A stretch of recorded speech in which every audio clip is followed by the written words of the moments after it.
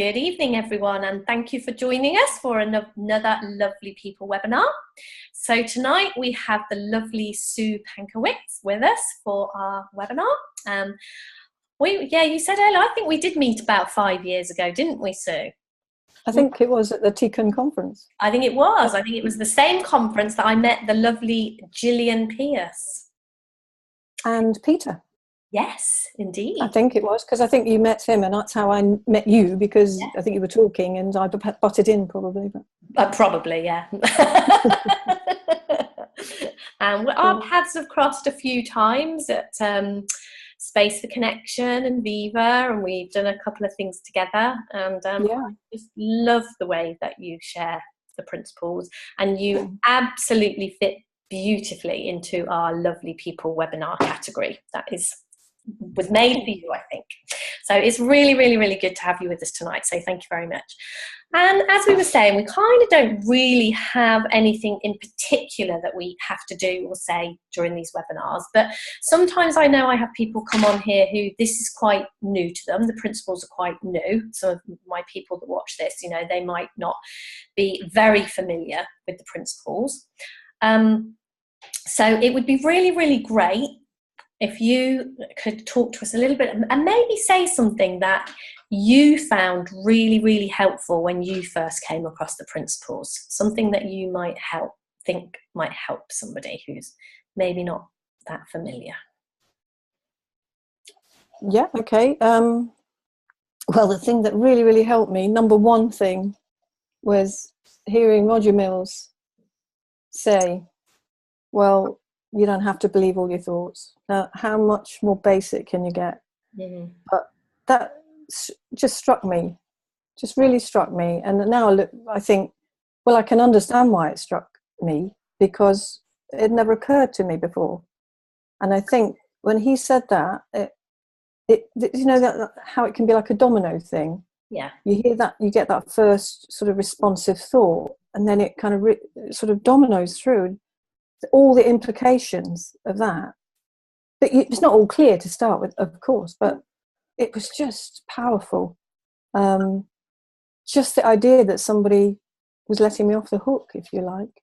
Because if it hasn't occurred to you before, and you do have, I mean, I hear people all the time saying, well, I'm an overthinker. Well, in a way, I don't know many people that aren't. But I think we may put ourselves in a category, but I'm a super overthinker. Because it's how much impact it has on you, I think. So that was, and what I love about that, the sort of the backstory to that was, like many people say, I had read and read and read books till that, my shelves were heaving with self-help books and, NLP and hypnosis, and I'd had counselling a few times, and I'd also had hypnotherapy. Started off for childbirth, and then I had some sessions after that, because becoming a mother just kind of blew my mind a bit, really. So I needed a bit of help with that. But it was a chance conversation, and now I can, in a way, I feel like, well, was it a chance conversation? In this outside world, it was, for sure. Just in a changing room at a gym. Somebody it was Catherine, she was saying, oh, there's these two guys that are doing a talk, or no details, nothing. And I just said, oh, I really would like to come and listen. Now, something beyond me knew to go and listen. And that might sound quite fanciful, but it's the only way I can really see it now or understand it. So in a way, it's like thoughts operating at so many different levels. A bit depends what you think about it, doesn't it? Depends what you make of your own thoughts, or whether you think there's something beyond them, or anyway, so that was the beginning of my journey. So then we went up, I just jumped straight into a 3-day training with him. Wow. And that was one of the first things. Well, it was just instant. I just thought, of course I've got to know about this, just got to. But so if you really heard something, you really heard why, I wouldn't have been able to give you him an answer. Yeah, but it's almost like, how did I know anything? How did I know that was the place to go? And for pay for 3-day training in London. I had 3 children, a full-time job. Wasn't something that I did very frequently. You know, I wasn't in the habit of whizzing up to London for trainings. So that in itself was quite interesting. That there was no debate in my head about, oh, should I not? Oh, what about the cost? What about the time? You know, what will my husband say? Nothing. It was just like an arrow. That's what I'm doing that weekend. And I suppose if I think about that experience or that feeling, when people talk about when you know, how do you know when you know? Well, you just do. And I didn't know. I mean, that didn't set a template, so I always knew that I knew. Because after that, I just went on all sorts of voyages around my head and into analysis of thought and experience and how well am I doing and have I learned this and all of that stuff. But ultimately, when I remember, then I would say that that's so perfectly true. That when there isn't that, when there is a clarity, then it just feels like it's like a no-brainer direction to go in.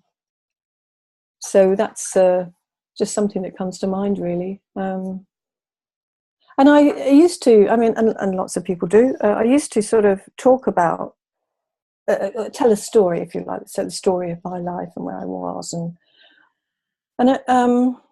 I thought about that this morning, and I thought, well, to me, that's not that interesting. You know, I mean, I love listening to other people's stories. And I thought, well, what would I say?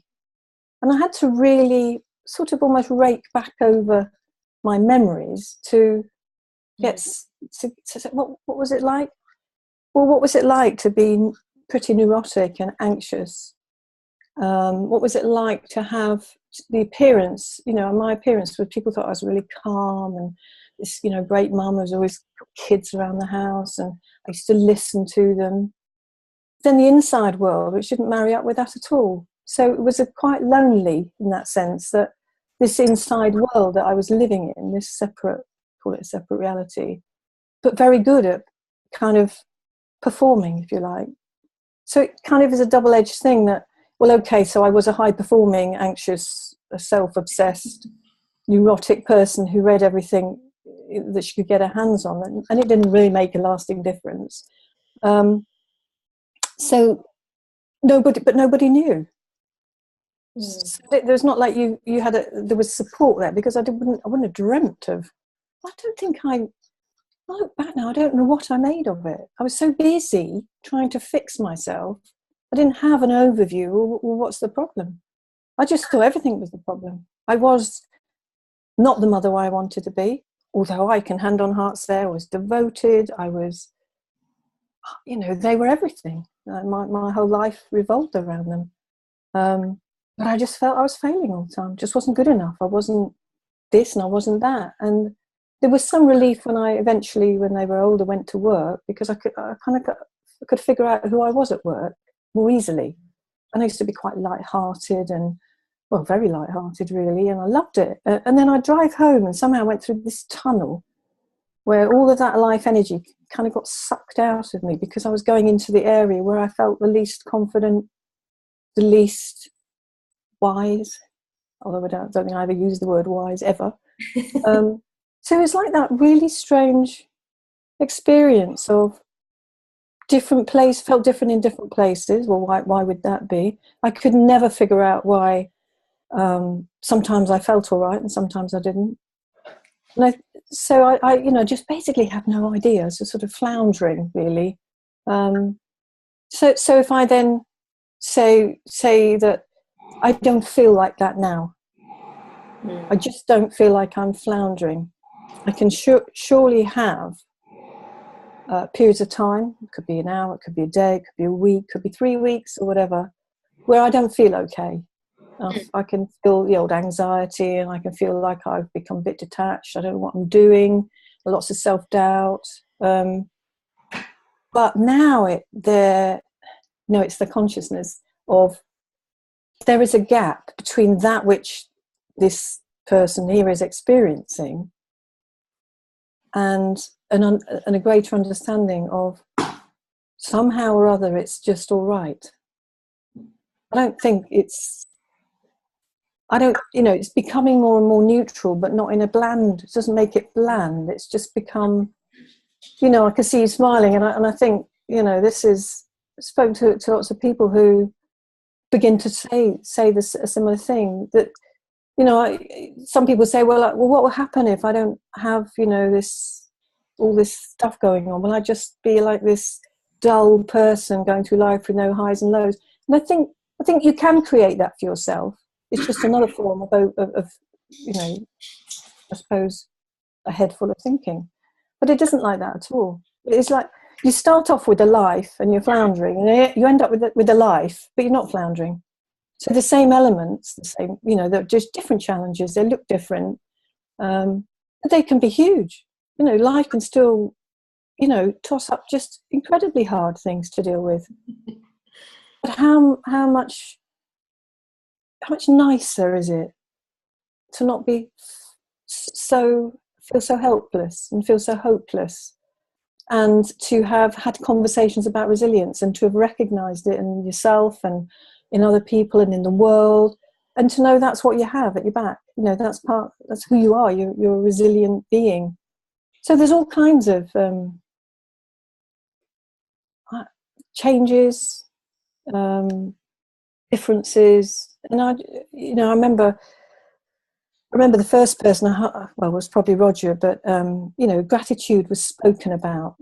Gratitude was spoken about lots of times in the early years when I was, you know, fortunate enough to be meeting. Well, I met Sid, and he spoke about it, and it's like, well, I always had this narrow category for gratitude. Like, well, you're grateful for something, you know. Well, of course, you know, somebody gives you something, somebody does something for you, and it was a response, almost like a learned response. And then when I really felt gratitude, it had nothing to do with anything else other than the feeling that rises up, and you label it gratitude, but it's every fibre in your body feels this gratitude. And it's like, well, you could call that connection. You could call it anything, call it Fred.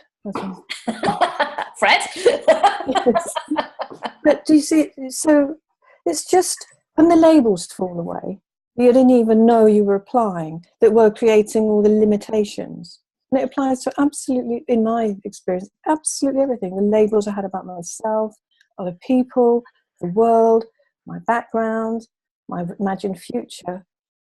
You know, once you put sort of an account out there about it, that's what you kind of live into.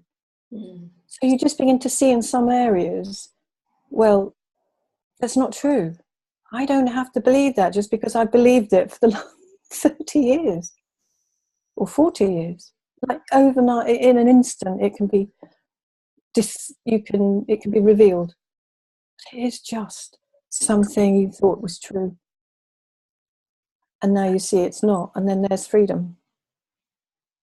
And I just so I suppose for me it's been quite gradual. I'll say I've had some really big insights, I would say that, but overall I'd say this has been it's just been living, and then seeing things as each day comes along, each week comes along, etc., and so a lot of the stuff that I used to talk about, I now realise I had no idea about it, but life has shown me the truth of it. So, you know, like there's nothing to do. Well, what the heck does that mean? But I thought I knew the meaning that I put on it was the truth. And now I see, well, there's nothing you can do. Really, in a way, it's just, you know, and I've been quite interested lately in these conversations that are going on about, you know, free will and consciousness, and what does all of that mean? Have you talked about that on here, or is that something people have maybe?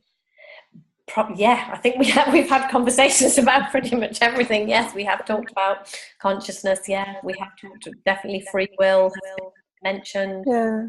Have we got it? Haven't we got it? Yeah, and sometimes, you know, now I just think I quite like looking at what people are writing, but if it gets quite complex or dense, then I don't have the appetite for it. I'm not saying that one shouldn't, but I think I'm more and more drawn to simplicity. Yeah, and I think very much that's kind of where we try to go with these conversations, really. It's about having fun, being in a nice feeling, just keeping it. You know, those simple things like you just don't have to believe what you're thinking in that moment. That is absolutely, it's so tiny and yet it's so huge, isn't it? Yes, yeah. And I think you have to see it for yourself. Yeah. Kind of, because I have made the whole thing about the understanding the principles. It's really, really complicated. I studied it, but I was studying it with the, what would be the word? It was all right to study it because I was using the principles to study the principles. So what could be wrong with that? So I was doing the same thing that I did before, but now I got this kind of legitimacy because, oh, well, now there's a system I can explore and examine, and I can hold myself up and measure my progress and decide whether I'm doing well with this and if I've got the right to speak about it, because surely your life has got to get more and more perfect in order to speak to the system. And for a long time I thought, well, it is definitely about being happy. Because the first thing that happened after realising I didn't have to believe all my thinking was, God, I feel happy. And then I thought the whole thing was about happiness. And I was at a talk that George Pransky gave years ago in London, and he started off the talk with something like, so if there's anyone here that thinks this conversation, this exploration is about happiness, you're wrong. And I was thinking, I'm not wrong. This is about happiness. You don't know me, and you didn't know me before, and now I can safely say, I'm so happy. Of course, the first time that dips a bit, you think, oh, what's happened here? I'm not doing it right. I must examine my thinking more. And so, but looking back, it's been just been amazing. It's been just been life, hasn't it? It still went up and down. Yeah. I still got involved in my thinking. Yeah. But at the same time, I think that the thing that's prominent for me, especially now, would be to recognise the consciousness of it all happening, as opposed to being in it and being and sort of drowning in it. It feels like more of a space opened up, so that less involved, less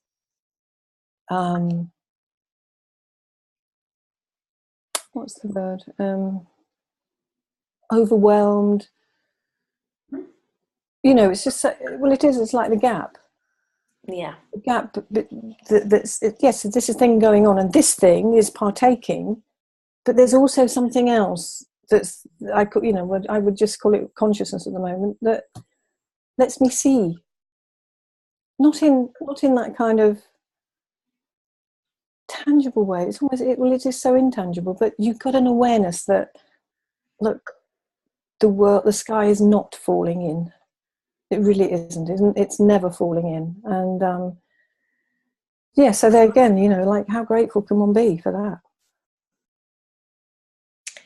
Yeah, I am always eternally grateful for what I know when life does life. Well, yes, of course. Yes. And we've all got, I've yet to meet anyone that doesn't talk about, the times they've had of despair or loss of hope and, absolute misery and all of this. And, physical health's a big one, isn't it? I don't really talk about physical health. I haven't had that experience, but I'm so inspired by people I know right now who are having the experience of that consciousness that allows them to have an experience of pain which is more bearable, which has less suffering. So there's the suffering that you have through the pain that's physical, but also then I was going to say otherworldly, but it not defining them all the time completely. And I don't know how that is possible. I do know how it's possible in theory, but if I had toothache now, I'd probably be right at the beginning of learning about principles. Because that's life, isn't it? And I think you learn. We're all unique, and so what we've got to offer is unique. And it comes for me. I think, well, I can only really talk about things that make sense to me because they've shown up in my life. And I was thinking about it. Sometimes I listen to people talking. I was wondering about, when people talk about the oneness. So I get that. I believe it to be true. There have been pinpricks of, times when, you get that feeling of connection. But I couldn't sit here and talk about the oneness in the way that I hear other people talk about it. Because for me, it's still, I'm kind of reaching out I want to be pointed in the direction of feeling that. And yet, even as I'm saying that now, I think, well, that's quite funny, because what do I think it is? And then the thought that came after that was, well, surely oneness is just connection, and I've got that so much of the time. So it's like right now in this minute, I'm thinking, oh, you trotted that one out about you couldn't talk about oneness, but anyway, that's all it is now. That's what I'm seeing right now, that it's connection. I don't have to go out into the supermarket or out into the busy town and feel I'm you and you're me, because I haven't had that. But what I have got is like the connection of we're human beings. And I had we were out for a meal the other night, and I looked around, and I haven't really had this thought before, but so clearly it's just like there are all these people, including us. We're sitting there chatting, and so there's all this evidence of people being there and chatting, and so you could make assumptions, you could make judgments, you could make observations. Or is that just me that does that? I don't know. Anyway. And then I thought, oh my God, all those invisible worlds are happening too.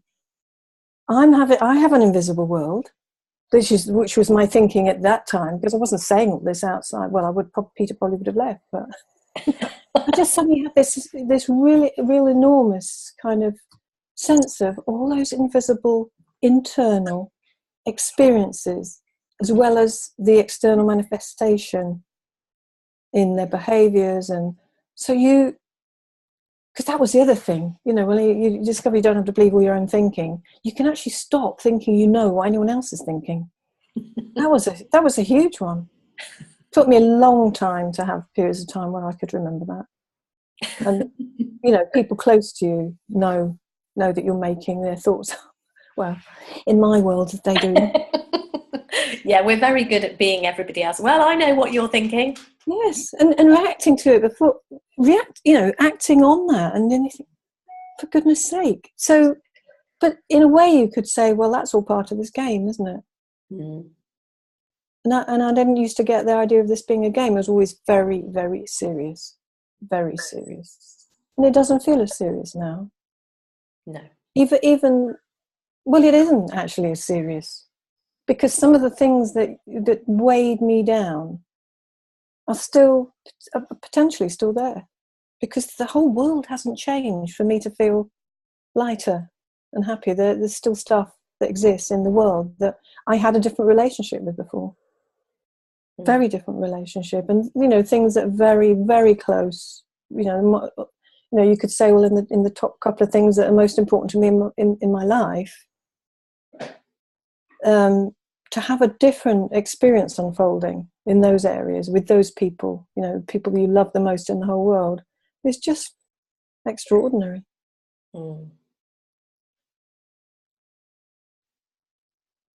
I've got an example, actually. It just makes me laugh to think about it, because it's in a way it's so trivial, and it might, I don't know if there'll be, I'm going to say it anyway, because you said it doesn't matter really, and although I have to be wise and profound, that was always a big, was a long shot, wasn't it? Is that one of your thoughts? You have to be wise and profound?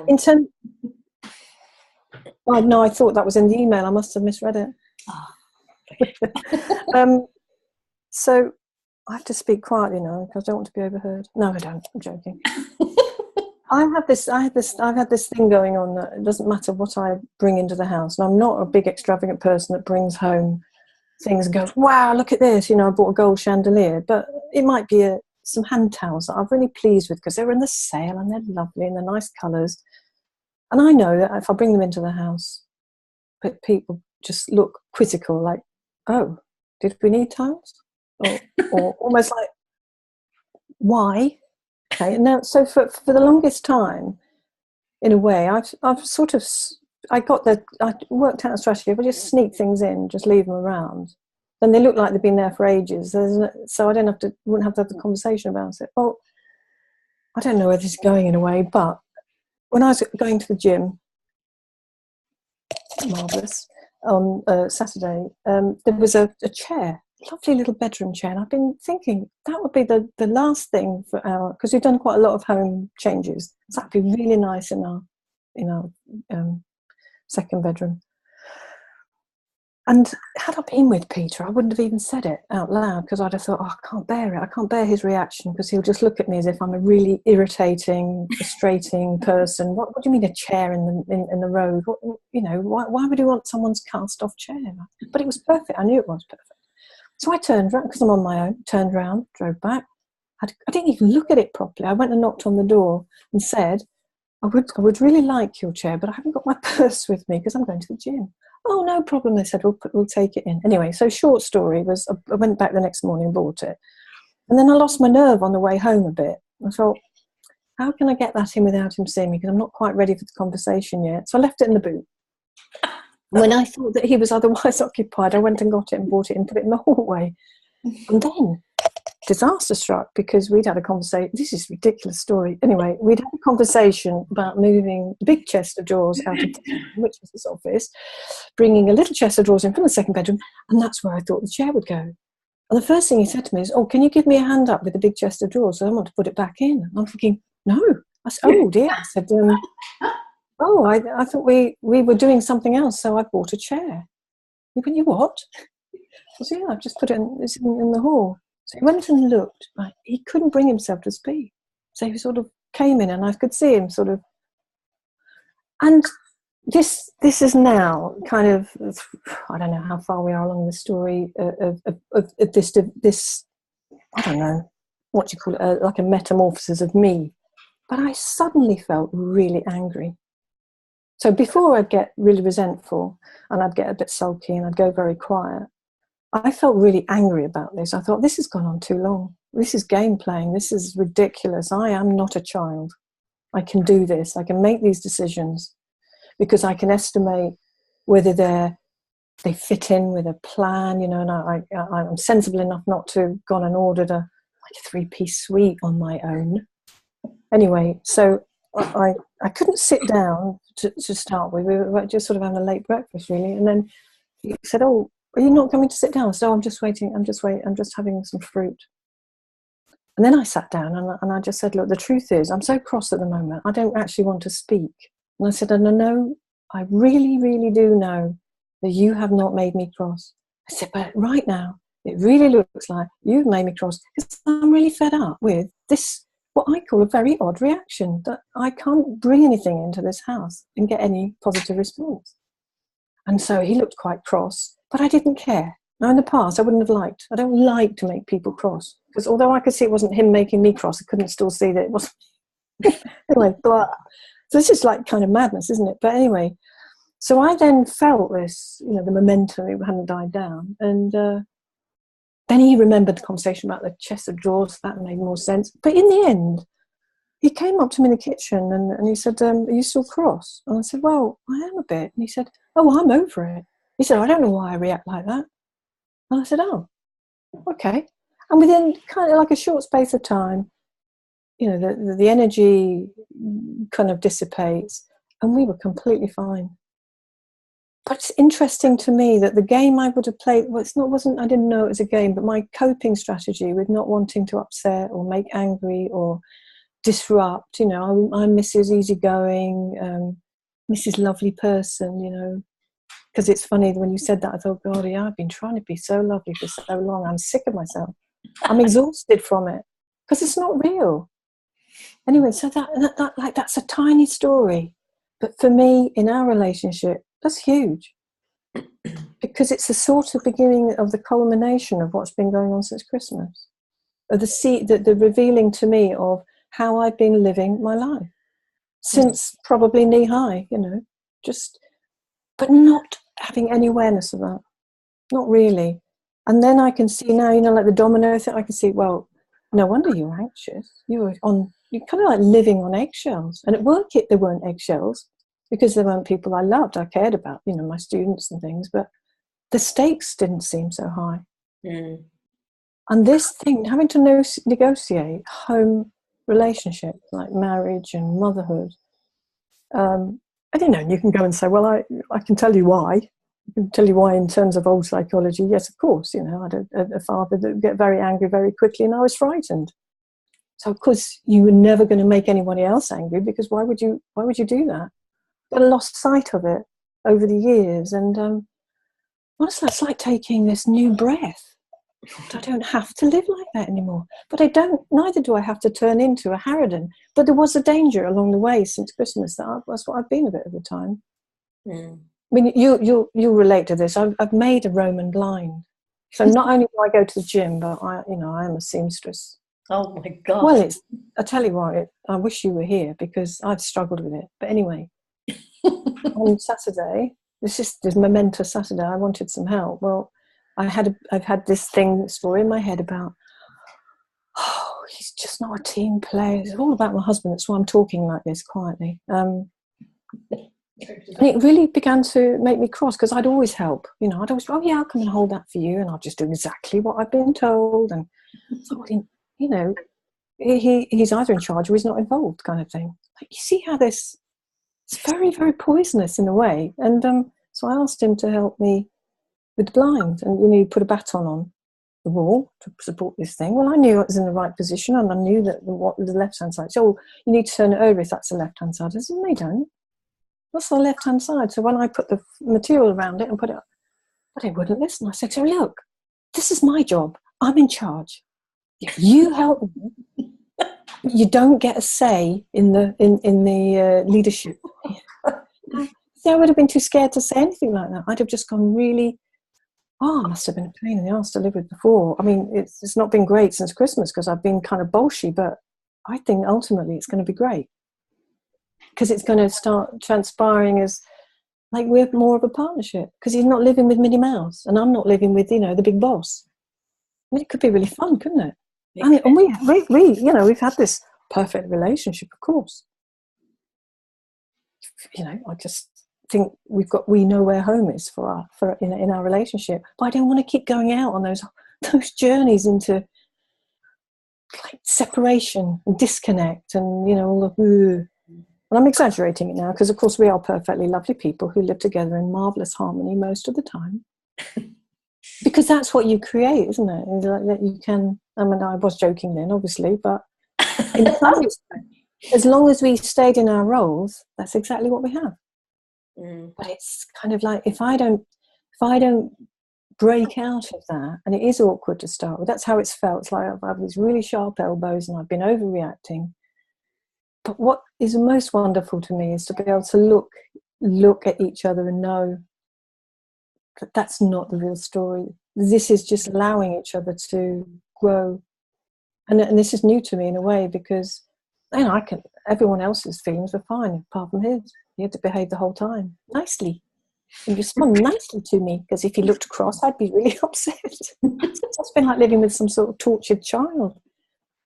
That's probably not a very good example anyway. So I might stop talking now. No, it's brilliant. It's really, because for me, when I came across principles, the thing that I love the most is how helpful they are in my normal, ordinary, day-to-day life and my day-to-day interactions with the people, just the ordinary people in my life all the time. And I think very often those are the relationships we find the hardest. Like you say, we put a lot onto those relationships, there's a lot at stake if those relationships don't go well. And I just think, for me, kind of, and like you say, sometimes when you describe those things, they can sound like tiny, tiny shifts, and yet they're momentous. When something is revealed to us like that, and we see something different. Yeah. Maybe, often, if we try to talk about it, maybe other people don't appreciate. But I think if you've ever had that kind of insight, if anyone's had just one of those tiny little shifts, and you've looked at someone in your life like that and seen something different, it's huge. Yeah, it's such a relief. Yeah, that feeling of ongoing. Well, it doesn't stay as relief, because you're not being relieved anymore, because it becomes a new normal being, doesn't it? Yeah, your new normal, exactly. And then, you know, the trick here is, what makes me laugh too, is like your new normal is going to reveal something else. It's going to sort of, you know, let off a bomb in your life, or a little sparkler or whatever. And it's a beautiful thing about it in a way. I think it's never ending. Yeah, absolutely. But that doesn't mean you expect anything. Mm-hmm. Well, it doesn't mean I expect anything. It's just, but for so far, it feels like, well, it's never the end of the story. And I'm seeing that really it's never the end. And that's quite fun and exciting, rather than being, oh gosh, you know, I'm not on solid ground, everything changes. Well, yes, these sorts of changes brought about through insight are just immeasurably helpful, as you say. And you keep getting a second chance, don't you? Like, if you don't see it this time, you're going to get another chance, because you're going to get in the same argument or the same mood or the same situation, different details, until you see it. Now, how kind is that of the universe? Because it could just give you two tries at it, and two strikes and you're out. No. Yes. You're too slow. You're going to have to suffer resentment for the rest of your life. This is wonderful, isn't it? Yeah, you didn't see it, so that's it. I mean, I was talking to a lovely friend of mine, and she was just a bit fed up. She's like, why can't I find and maintain a relationship like other people I know? I thought, oh, she's obviously talking about me. Joke. Well, not really. But she, you know, the whole time, you know, and she's beginning to see it. She's just very critical. She's critical of other people. And I can see really clearly, because I'm a genius and she's not, because she is the person. But you know how you can be a genius when it's other people? Yes. It's so obvious, isn't it? Stop being critical. And you'll have fun with people, then you'll like them. Do you see? So it's crass to say it like that in a way, but, you know, until you see it yourself, people can tell you till they're blue in the face. So that's why we don't do advice, isn't it? It's why we don't do helpful suggestions. From deep wisdom, of course. Yes, yeah. Can we stop with the advice and the suggestion? Just go back to the deep wisdom, please, Sue. Yes, exactly. I don't know why I left her behind, really. It wasn't very wise, was it? Does that can we all talk now or not? No, this is just you sharing your deep wisdom. No, that's fine. If anyone, I mean, obviously, there's a few people here who've been on these calls before who kind of know. If anyone would like to jump in, if you'd like to unmute yourself, if you'd like to chat to Sue, ask a question, share anything, please feel free to do so. Well, I guess I could ask questions of people as well, couldn't I? Oh, go on. Looking around, Mr. Declan there, with his wise smile. Yeah, I reckon Declan will have some very wise answers if you ask him something. Oh, I tell you what I was going to do, if I can just butt in now because I'm the most important. I've saved something that I read today, and with your permission, I would like to read it. Okay. I'll tell you where it comes from afterwards in case anyone's allergic, but and you might have read it, and forgive me, but I think it's probably worth a few reads. But I just love it. It's nothing to do with the three principles, and it's everything to do with them. And so this is it. So you can have flaws, be anxious and ever angry, but do not forget that your life is the greatest enterprise in the world. Only you can stop it from going bust. Many appreciate you, admire you, and love you. Remember that to be happy is not to have a sky without a storm, a road without accidents, work without fatigue, relationships without disappointments. To be happy is to find strength in forgiveness, hope in battles, security in the stage of fear, love in discord. It is not only to enjoy the smile, but also to reflect on the sadness. It is not only to celebrate the successes, but to learn lessons from the failures. It is not only to feel happy with the applause, but to be happy in anonymity. Being happy is not a fatality of destiny, but an achievement for those who can travel within themselves. To be happy is to stop feeling like a victim and become your destiny's author. It is to cross deserts, yet to be able to find an oasis in the depths of our soul. It is to thank God for every morning, for the miracle of life.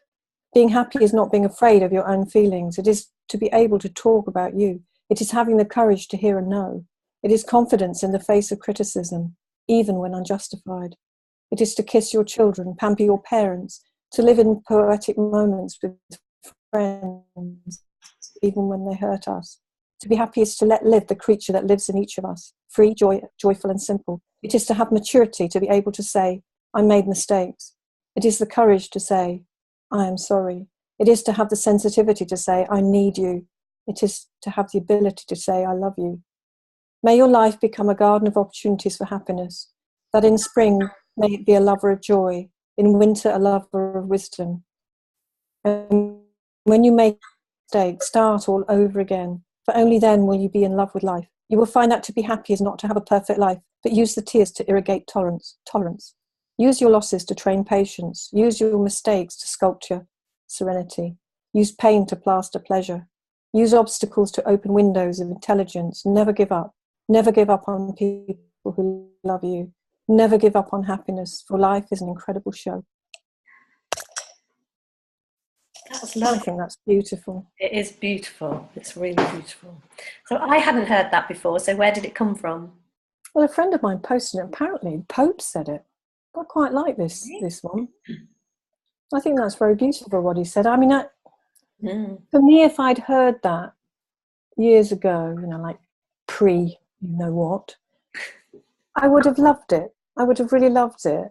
And I'd have yearned to sort of understand that in my own life. So now it has a much richer meaning for me, because I think I'm closer to understanding how that plays out, how that all plays out in life, as opposed to seeing that as what a wonderful idea it would be to have life, to have an understanding of life like that. So those words really resonate in a different way now. And the quote, I think it's a famous quote actually, the missing link. It is that's what's made the difference to me, is to build the bridge, has created the bridge from this thing here, this creature here, this character, to that sort of understanding of, yes, this is the thing that's out there in the playground, but there's an awareness of this thing is out in the playground, and that's the kind of the formless, richer foundation. I don't know, I think I might be waffling again. I love your waffle. I could just keep listening to you waffle. I've ordered. So, questions or comments? Oh, let's chat. Come on, Mandy. Come on, Declan. Come on, what's your name? Oh, it's Beck, isn't it? Oh, no. Yeah. It's an old joke now. Yeah. I could have been watching Dick and Bettinger. And I decided to come over here, and I'm just so delighted I did. You made the right choice, Declan. You're in the right place. Yeah, Rudy and Dickon were on another call just at the same time. So I felt disappointed that I was going to have to listen to myself talk when I could have been listening to them talk. Exactly. I don't even know if there's a recording, so sorry about that. I'm not disappointed, Sue. No, I'm delighted as well. You're well said. And the thing about happiness that I discovered was there's so many people chasing it, it's getting in the way. It just seems to be everybody, if they're not happy, there's a problem and they try and fix it. So then they never get happy. Yeah, I think, right. And it makes me think, when I said earlier that it's like the label, isn't it? Well, so what does happiness mean to you? Well, happiness means being happy as much as possible for most of the time. Well, that is going to be a complete obstacle, isn't it, as you say? Yeah. So it's just something to be aware of, that we're not going to be happy all the time, and it's okay. It's fine. We're human. Yeah. And if you go chasing it, you're going to be unhappy most of the time, because you don't allow yourself just to be whatever. And as if you've got any choice anyway. Exactly. So it's like an illusion within an illusion almost, isn't it? Because you just can't. You can't. But it does look like you can, doesn't it? Like, go on the holiday, go to the theme park. The next, what's the next thing I have to do to be happy? Yeah. Instead of waking up every morning and saying, this is good, this is great. Yes. And I mean, for years and years, I woke up and just tested out the happiness meter. Like, where am I today? You know, where's that? How high up am I on the scale? And then often principles, you see, not only could I fail at being happy, I could fail at the understanding of knowing that I could be happy. So it really took, this stuff took me down. Yeah. Which, well, you know, in a way it did, but fortunately it was not under my control, so bounced back up again. Brilliant. That's the way it works. Lovely. I'm going to mute myself again and let somebody else talk. It's lovely to hear from you, Declan. Yeah. You see, I would pay money just to listen to you talk, Declan. I would love your voice. Lovely. Yeah. Maybe someday soon. Whoa, be careful what you say, Declan. You know what happens on this webinar. No, I'm looking at I don't. videos and etc. For something else. So it could be a business down the road. Really? Oh. Yeah. I have a project called Listening with Love, a support group which I'm working on at the moment. Wow. I now have the idea that some training in deep listening might be helpful for a lot of people. So I'm looking at for sure starting that. Yeah.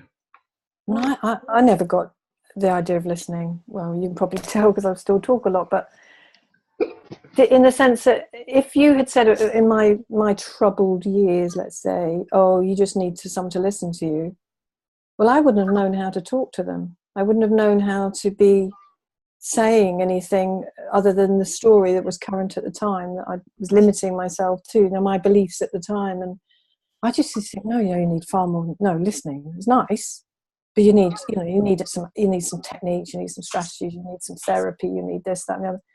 And you go, I think, full circle. Yes, that's the magic piece, isn't it?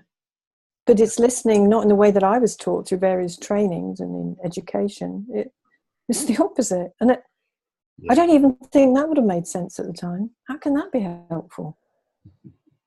So that sounds wonderful. Yeah. Get the young princes involved because they're heavily into the who? Talking and listening, aren't they? The young princes. Have you heard of them? Harry and what's his name? No. Never heard of them. Who are you talking about?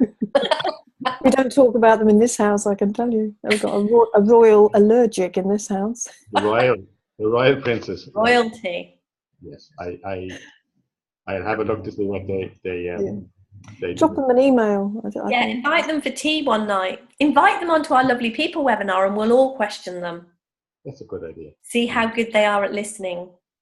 It's funny because I found some well, in fact, I didn't find them. I don't seem to delete emails. So I've got thousands basically. And I was looking for something and I found these emails, and I also found a folder because we've been pulling stuff out. All these letters I wrote to people, all these emails that I sent to kind of, and then, one by one, kind of, thank you. It's very interesting to hear about this work you're involved in.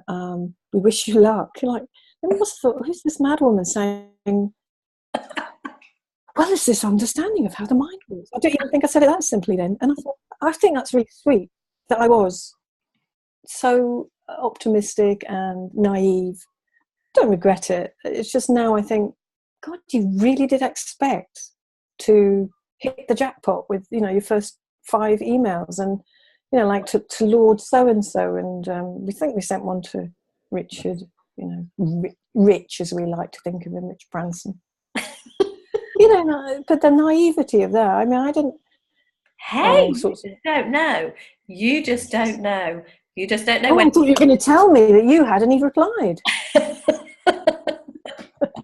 We're waiting for the reply. Well, do you remember that conversation we had at Space for Connection when you talked about the Eden Project? I mean, I just felt myself lift out the chair. I thought, this woman's going to make that happen. And of course, you came across, I don't know, I can't remember now the story, but it's like, they quite like the idea, but they've got their own thing going on and blah, blah, blah. There wasn't space. Well, but it's just the possibility, isn't it? It's just seeing possibility. Absolutely. And then not giving up on all possibility because the first 3 you thought of, didn't come to anything. And that's resilient too, isn't it? I think so, yeah. I think the kind of whole resilience that we're still here doing this, you know, and even if it hasn't kind of turned out the way that you expected it to, in, you know, when you have those ideas. But it's like, what I love is the fact that the whole ideas thing, that never runs out. You know, I feel, you know, we have so many ideas. And some of them we run with, and some of them, you know, the stuff that we are doing here now in Devon is really, in a way, a testament to the fact that, you know, how many of those ideas didn't work, but it was like, oh, okay, we'll try something else then. Oh, okay, we'll try something else then. Okay, we'll try something else then. Yeah. I mean, you know, I'm guessing because I haven't been on one of your retreats, but they just look like connection to me. They look like a safe, loving, fun connection amongst people, an opportunity just to be together and then see what arises. And I'm, you know, I don't think I'm likely to be wrong about that. There is a few people here who's been on the retreat. Yes, I know. You need to come to find out. Yes. I know, and I've got a few friends down in that area. It's a long way to drive. I'm scared. Oh, come on. We came to you face the connection. I know, but you obviously, you can do these things. We've got way more resilience. Get one of the nieces to bring you. I tell you what I could do. This is an idea. I just need to get 2 or 3 people. Then I wouldn't be on my own because I'd be scared to do all the driving. It's a long way. Ask Martin how far he drove to come on one of our retreats, and ask him if he felt lonely and alone. Martin. Definitely not lonely and alone, but I come from North London. Right. So a fair few 100 miles, something like that. Well worth it. I was going to say, was it worth it, Martin? I'll pay you later. Didn't know anybody before I arrived, and I know everybody now. Hello, everyone.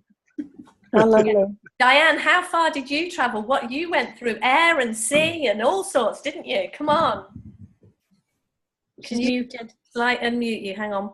Have I done it? Yeah, you've done it. I came from Jersey, so I came. Was it plane and the train and the car? Okay. You win. You're getting the point, aren't you, Sue? I'm getting a point. I do know that it's quite possible to have a very, very positive and healthy attitude towards driving, because I'm married to somebody who will travel for 3 hours to do a day's work and travel 3 hours back, and never says, oh, it's a long way. Oh, that was a long way. I'm thinking that I'm having the journey. I'm not leaving the house, and I'm having the journey, and it's a long way. Where are you two? It's crazy. Sorry. Well, Where are you? By the grace of 500, probably about 500 yards, I'm just in Suffolk. So borderline Essex, Suffolk. Okay. You know, of course, we've got all these country lanes to get through. North London, you're straight onto a fast road, or for me, it's near Milton Keynes, but yes, fairly fast roads. Yeah, yeah. It's lovely, isn't it, that not only the technology, but what we've seen. You know, from 50 people, that was my estimation of people who knew about this when I first heard about it. Now it's across the world, isn't it? I mean, I know that people are in America. You know, they're lots of people out there, but in terms of Europe, just seeing that and the connection, and it's things like this, isn't it, that just make sense. Well, let's have a conversation. Yeah, we have a lot of fun having these conversations. Yeah. And you are creating a centre down there, aren't you? Because remember, Colchester became a centre only because I think the initial group of people were travelling up to London. We used to go up to London for the trainings, and then it just didn't make sense that we were all going up there. So we started getting the speakers to come here. So after Rogers, you know, did the year thing with Roger and then Jack, and Aaron gave a talk. Lots of activity here, and then of course with the trainings up the road at Stoke Benalen, but you know, Rudy and Jen's, and now it feels like, well, the centres are everywhere, like Midlands, Birmingham, up in the Lake District, down in Devon. Oh, you are Devon, not Dorset. That's Devon. Probably a stupid thing to say, isn't it? Sorry, Devon. I knew that. Just testing you, see if you could remember. Yeah, I've no idea where I am. And Declan, are you on the West Coast? Yep, and Galway. Beautiful. So you anywhere near Leslie? Leslie who? Leslie Merriman. Oh, if you come from Ireland, you must know each other. Yeah, because you're the only two people in Ireland, obviously. There's only one little village and we all live in it yet, but I don't know Leslie. You haven't met her yet? No. Yeah. You've not been going out much then? I think she stays in and keeps her blinds closed. But I'm not sure where she is. No, okay. Well, I'll send you I'll tag her on a map. Yeah. It was one of the things I meant to do was try and get an Irish centre together, but there are a few more people now in Ireland. So yeah, that could happen soon as well, hopefully. Yeah, well, there's Jude. Do you know Jude? I can't go through my people I know. Jude. Oh God, I've forgotten her surname. No, I don't know. You know Jude. She came. Doesn't matter. I know. Okay. Where is she? Dublin. Yes, that's the other coast, but that's. I know it is. I'm not. I know that. That's why I very cleverly said, "Oh, are you on the west coast?" Yes. So there are people. You need to get that going, really. Yes. Yeah. But I love this virtual world that you don't have to fly or drive anywhere. Yeah, that's true. And you can have your pajamas on. You put a jumper over the top to make it look like you're dressed. This is great, isn't it? You turn your camera off and have like a cake or something. I don't turn my camera off to have cake. No, but Mandy just did. I bet she's having a cake or something. Oh yes, of course, because Mandy. Somebody else made a comment, but Mandy, of course, has got her beautiful place up in Scotland, northeast of Scotland. Oh, there she is. You have to speak now, Mandy, if you're going to say those things. Oh. No, that's why she turned the camera off. She's a liquid cake. No, yeah, northeast of Scotland. It's spreading, isn't it? Yeah. See, that's a heck of a long way for me. If I can't get to Devon, how would I ever get to? It's easier than Devon. You just hop on a flight. Luton to Inverness, an hour. Oh, and Erica's asking about Bristol. So, isn't anything going on in Bristol? Bristol does not yet have anything 3P wise. Right. Oh, well, we can get that right. That's only up the road from you, isn't it? Yes. Yeah, Bristol's close enough. Just come down to Devon. Sue can pick you up on her way past. I think that might be a suggestion that you actually put something on there. Maybe. It's enough of you now to get this minibus. Little team. The plan is to bring everybody down to Devon, though. That's our plan, isn't it, Deb? Is that like world UK domination? Yeah. No, you were right the first time. World domination. World domination. Yeah. Don't believe any of your limiting thoughts. Yeah, but you don't know they're limiting if you believe them, do you? There's always that conundrum of, well, what a surprise when you discover that something was a limiting thought, and it's so damned obvious when you realise it, and it's so invisible when you don't. That's the thing, isn't it? That's the funny thing, isn't it? How invisible it is when you don't see it, and once you've seen it, that kind of, duh, how did I just not see that? Indeed. Does anybody want to say anything about insights? Share any insights? I mean, it's a bit of a common one now, isn't it, this old insight business? But it is fun sometimes to hear that someone say something about, I was driving the car and suddenly, ping. Sometimes they just waft in, don't they? They just waft in, you think, oh yeah. It's like it's not a big drum. There's no drum roll. They're just sort of lovely little wispy realizations. And that's probably, I think that's more likely, that's the more common experience. Because sometimes I've heard people lament the fact they haven't had a big insight. Yeah, I've heard people say, oh, I've never had an insight. No. Like, yeah, I think you probably have actually. On a daily basis as well. Yeah. Yeah. Does anyone want to offer one? Or?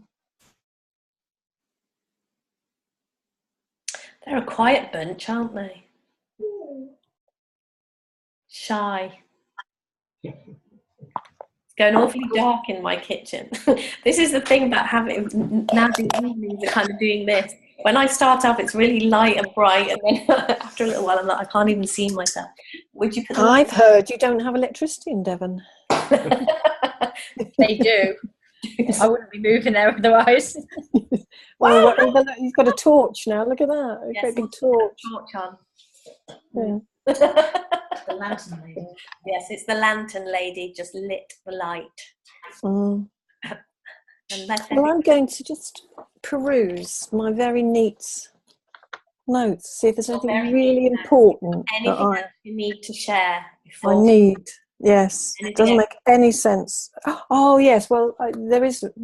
It's not original, so it's taking a risk, isn't it? But one of the analogies that I love, and it's not going to be new or startling, is the one, like the cinema screen. We could call it a TV screen. And it runs through all the genres of films and programs, and from the most horrific to the funniest and everything in between. And so when we kind of draw that comparison with ourselves, it's to say, yes, we're doing the same thing. We are a receiver. So we're not in charge of what's coming through, unlike, I suppose, no, we don't really have a BBC, do we? We've just got this input, and it shows up, and here it is. But when nothing can be permanent or stay or affect or damage the screen. And when that was very helpful to me to see it put in those words, really, really simply. Oh, okay, I don't have to be talking about the great oneness here. I can just think of a television. I can think of the screen of a television that's never, ever cannot be damaged by anything that's shown on it. And anything that was shown on it 10 years ago is not there now, unless you go for repeats, and that's the business of, well, then isn't that wonderful, because you get a second chance. You watched that horror movie the first time and you didn't get it, so here it is again, kind of thing. And I just think that's so creative. I don't know who I heard say that. It could have been Dickon, or it could have been Michael. Mike, as we know him. Yeah, Mike, our friend Mike. And I just think things like that are really helpful, and they come from creativity, don't they? Or they are very creative, and they come from somebody's understanding, and that's so they share that. And I picked that one up, and I think that's absolutely marvelous, because it's really simple. Some of the analogies are brilliant, aren't they? Yeah, and like the one about you're driving this car, you think you're steering, you think you're operating the pedals, but actually you take your feet off the pedals and stop steering. It's going somewhere anyway. Yep. Like, who do we think we are? Poor little people that we are, deluded. Illusions of grandeur, thinking I'm in charge, thinking that. I'd quite like it if you were in charge too. I think you'd be great. Have you heard about one? Have you heard one about the walking horse? Is it the walking horse that's actually on top of a lorry? I mean, that's one of the funniest, isn't it? The horse is walking, it's actually on a lorry. And there's another great one. That's what we are. We're being carried, and we're being lived, and we're being breathed, and all of that beautiful spiritual stuff. But it's very funny. I don't see that often, but when I do see it, I find it immensely funny. All the efforting. All of those years, of decades of efforting to be the right person, to meet my own standards, to improve, to be happy. Like, what was all that about? And the thing is, I had the thought, well, if you're really old and you get this, well, bingo, here I am. Would you feel really resentful and angry that you didn't get it earlier? Well, that's a hilarious thing to think, isn't it? If you get this, you're not going to feel resentless and resentful and angry anyway. And what's age got to do with it? Because if you have one day where you experience just one day of this, the extraordinary mystery of this, maybe that's enough. But I like Declan's idea of waking up every morning. Three what is it, genuflections to the west, a down dog, just to make sure the spirit is exercised. So, well, I was going to ask you. So, your retreats are quite frequent, aren't they? How many times a year? Oh, as often as we can squeeze one in, to be honest. As soon as we've had one, we think, right, time to have another retreat. That was such fun. We best do it all again. Yes, well, indeed. Our next one is in June. We had one in February. Our next one is in June, and we've got one in November. And we've got our conference in September, which we're very How's that going? Yeah, well, because of all the moving house and everything, to be absolutely fair, I've been packing boxes and things like that, and a lot of things put on a bit of a back burner, but it won't be long and we will be back. I mean, I think I'm moving in about 2 or 3 weeks, depending on the... Are you? Yeah, and then Beck and Lou are moving down, and so then it'll kind of... There's gonna be trouble. Yeah, look out, world. Well, I do, have, God knows why ever I thought about getting into organising things. But again, you mentioned space for connection, and now Viva's takes us a year. Yeah. It's mental, isn't it? It's just, we have these meetings every week. I think, how could that take an hour and a half? It's not the United Nations annual kind of... It's way better. Well, of course it's better, but, why does it take so long to organise? But you'll have all of that, won't you? Because there's just different stages. But it's fab. There's a conference in the northeast, isn't there? Yeah. So, now this is a geography question. Are you quite close to Rani Bora? About an hour and a half. Wow. Because when you said right at the beginning what was one of the the really helpful things early on, well, when I used to pray and wish and hope that one day there would be a psychiatrist, well, at least one, who had an understanding of the principles and who would just begin that journey within the mental health system. And obviously she's had to leave the mental health system, but it still has that authenticity and that credibility. And when I met her, it was like, oh my goodness, wishes come true. They do. It was whatever's dear to your heart, isn't it? Whatever you've experienced that's been a huge challenge for you or someone you love. And I just thought, well, that's wonderful, isn't it? Because I often wished I could get Bill Pettit, wish I could win the lottery and just buy him. Buy Bill Pettit. So that you own it. I didn't realise you were so funny. I mean, obviously, you'd have to bring all his family and everything else, but I just wanted him because I wanted him to. You said you've got a little bit of an understanding of how life works. Have you got any clue? You can't buy people in that way. Well, even before that, I don't even buy a lottery ticket. So that's how far off the mark I am. I think your husband would probably complain as well. Yeah, probably. Yeah, but you see, the new me doesn't mind. You can complain away, darling. I have nothing but compassion. God, how irritating I'm going to be. All these people in the kitchen. Yeah. You like being at my house. Oh dear. Oh, yeah. Well, we're actually learning to be in a kitchen. I mean, I could tell you stories about the struggle we've had. One of them is why can't we coexist in the kitchen? Who was that old couple that used to do the cookery program before I was born? Obviously, they used to jolly, get along jolly, but side by side in the kitchen. I go into the kitchen, it's like, where's he gone? Because he can't do partnership working.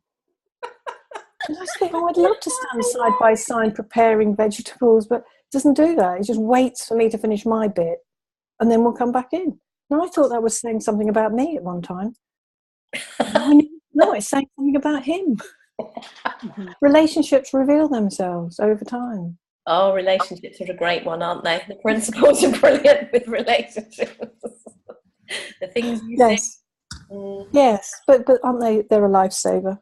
Indeed. Well, they're not anything, are they? We know they're formless and they're only pointing to something. They're just a description. But apart from that, yeah. They're real. I've got some in my pocket. God.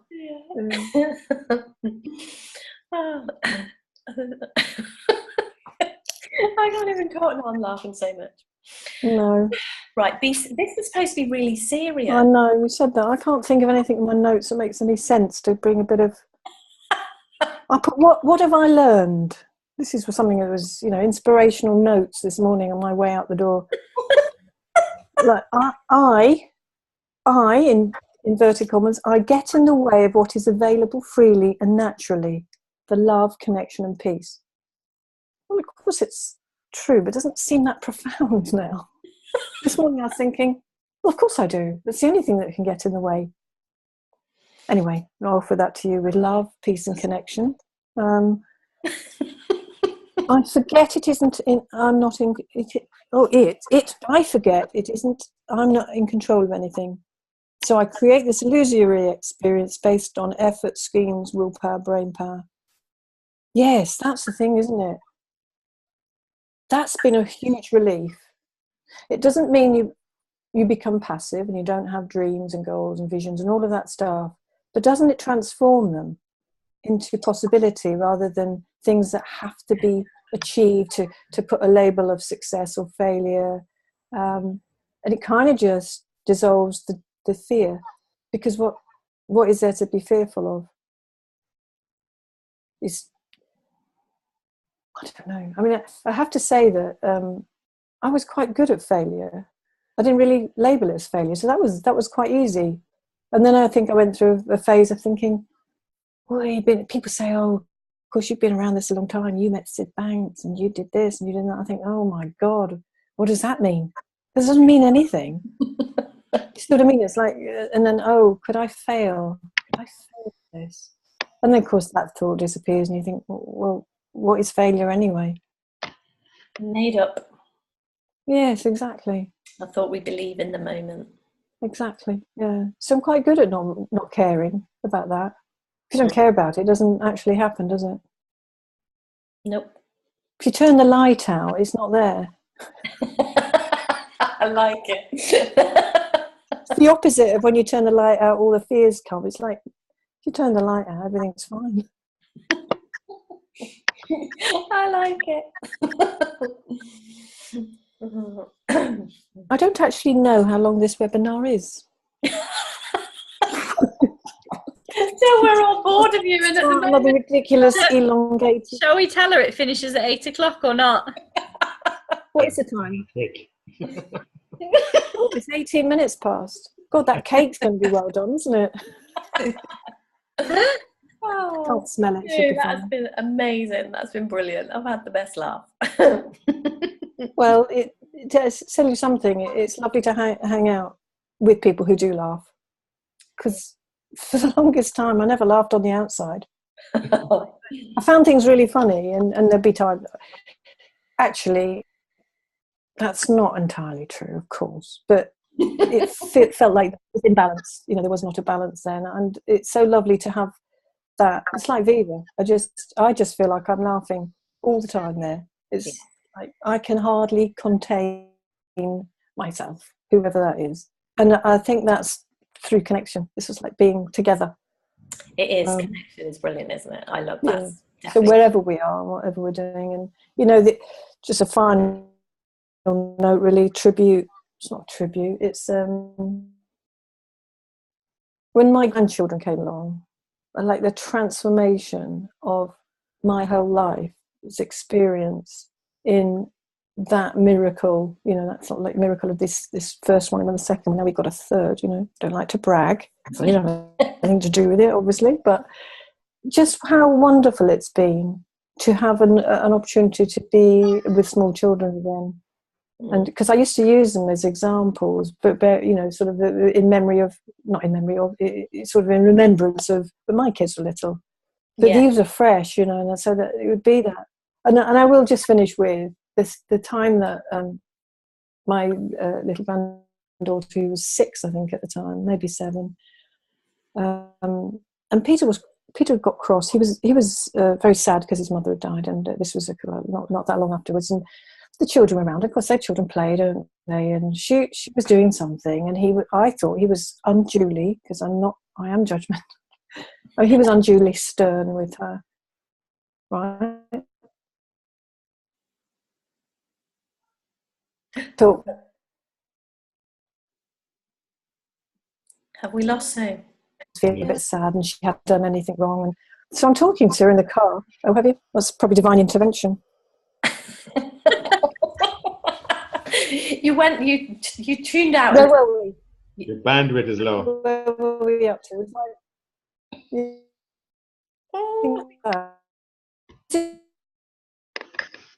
Car. Had I got that far? Yes. I'm determined to tell you now. She was playing around. I'm explaining to her, reassuring her that actually he wasn't cross with her. Really, he was just sad. And I'm sort of saying all that, and she just turned and she said, she calls me Mima. Mima, why are you telling me all this? And I thought, I could have paid 300 quid on a weekend and not had the value of that sweet child saying, why, she had forgotten. I had forgotten that I didn't know how she felt. I made up this whole thing, making Peter wrong, making her this child that then needed. So I made the whole thing up, and she called me out on it. It was just great. I said, I have no idea. I've stopped now. Is that okay? And afterwards, she used to say to me, which I think is a joke, Mima, you're so wise. I think she's taking the mickey. Anyway, it's been wonderful. I'm sorry it's gone over. I'm not. You've got no control, Debs, have you? No. This is just, it's like a free-for-all. It is, yeah. Shocking. Well, I'm only going on so that you can't jump on that other call, Declan. Okay. Now the other call I've forgotten about, it's been recorded. It's okay. Oh, well, I'm still honoured. Yeah. Oh, it's been an absolute delight to speak to you. You're one of my favourite lovely people. And you're one of my favourite lovely people. You're just saying that. There's some comments there. There are. That you've ignored, and I'm now going to. Oh dear. There's some questions there. I wish I could meet a therapist with 3P based background, among other things. One day I hope 3Ps becomes more available to people. Alas, Sue, there are many areas I'm unlikely to relate to or have or gain insight due to my own circumstances. Okay. Yet you do make us laugh. Oh, that's nice. Just to clear up, there's a comment here. What about Katja Simon?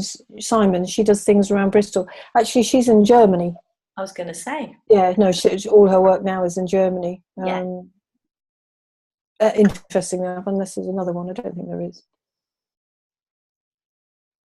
Yeah, no, I don't know anyone around Bristol, but definitely, I mean, Bristol's not that far from Devon, is it? Come on. We would love to see you in Devon. And of course, there's so much online. There is just so much freely available online. And the other thing is, and I was too, I suppose, shy really, but people are really happy to, if you contact them, you just say, look, I'd love a conversation. Yeah. I can't think of anybody who go, oh, I could fit you in next week, at 2:00 and a ton of money or something. There's loads of people who just loved, like we're talking now, but on one-to-one it can be different, can't it? There's a lot out there if you I would encourage everybody to do that. The more connection the better. And so I don't know if that really was what Erica was sort of pointing to, that perhaps feeling it isn't accessible or it's not available or whatever. That's good. When she said, alas, Sue, there are many areas I am unlikely to relate to or gain insight due to my own circumstances. Well, I don't know. Keep looking. I just think, you might be surprised. You might be surprised. Yeah. Come to more webinars and join in. We have a lot of things. I mean, next week we have got Nick Bottini. Is that true? On our webinar, the lovely Nick is going to be here talking to us. So I don't know. He's bringing his guitar. Does he play guitar? Ah. He's awesome. I saw him playing in Euston Station and spoke to him, and we had just talking about that, and suddenly I found he's got a 3P connection as well. Oh, Wow. Well, maybe we try and get him. Maybe we'll have a sing-song next week. Who knows? We'll see. That'd be lovely. Yeah, that'd be cool. So that's Nick next week. And then if anyone does live close enough in Devon, tomorrow evening I have my meetup in Barnstaple. Anyone would like to come along to that? And then on the 20, what is the date, Beck? 21st. That would be the one. 21st, good job, I got Beck. On the 21st, we have our next day on a Saturday, and that is going to be the last one that happens in this house before we move. So you might have to be climbing over boxes if you come and join us for the day on that day, but you know, and I might ask you to pack. If you have a cup of tea afterwards, you might have to wash it up and wrap it in bubble wrap and put it in a box. I think I'll be moving just after that, but yeah, so we've got our 3P day on that day, and then obviously there's the retreat we've got coming up in June. And as soon as we move, we already do an online membership, but as soon as we move, we're really going to we've got a lot of new and exciting things coming around that. So that's going to be, we've got a lot of plans for that, haven't we? Stuff we're going to do online. So if anyone wants to get in touch to find out about anything about that, that would be great. And it's been absolute delight to speak to you tonight, Sue. That's been really great fun. I don't know, is there anything else, Beck, that I'm supposed to say before we... I think you've done it all, Deb. Perfect. Paul, I'm getting better. Just note to put out there is that having done a whole array of things, you know, across the board really, in terms of the work that I do, one of the things that I'm starting now is to... I've started a Facebook group, but it's closed at the moment, but I want to reach out to parents, carers, people in roles of caring, where there are young people they are concerned about, and they would come under the mental health umbrella. So it feels like this is the moment. It feels right for me to share what I understand in that sense with people who might be going through all sorts of traumatic experiences, because I know how painful that can be. If people want to contact you, Sue, how can they find you? You know, if they want to find out more about you, find out more about this, how can people contact you? Well, I have a website that I have not attended to for a long, long time, but it's there, so it's principledwellbeing.com. But email would be sue@principledwellbeing.com, and that's email's probably easiest, to be honest. Okay. But that's the area that I really want to kind of to explore, really. And it's something that means a great deal, because all those years ago when I longed for some support and didn't find any, and it feels like, well, you know, get off your backside and offer something now. Good plan. So, and is that what you're up to then, Declan? Listening with Love, a safe space to talk, free support group on Facebook if anyone wants to chat about anything. So is that what you're up to, Declan? It's what I'm looking at. Okay. Yeah, that's what I've started now, yeah.